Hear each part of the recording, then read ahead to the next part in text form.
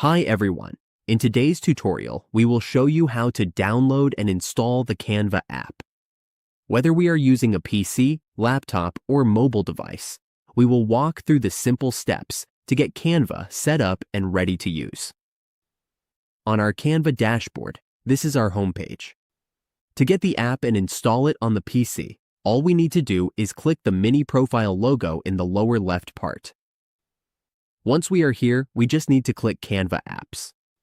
Now we choose whether we are using Windows, Mac OS, iOS, Android, or Chromebook, depending on which device we are using.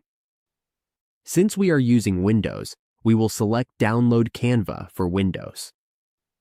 Once we click that, it will start downloading to our computer. We just need to click Save and wait for the download to finish. Once the download is done, we can start installing.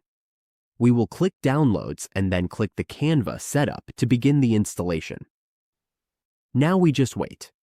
As we can see, it is now installing. And that is it. We can now use our Canva app on our desktop. That is how we download and install the Canva app. With just a few easy steps, we can start designing anytime, anywhere.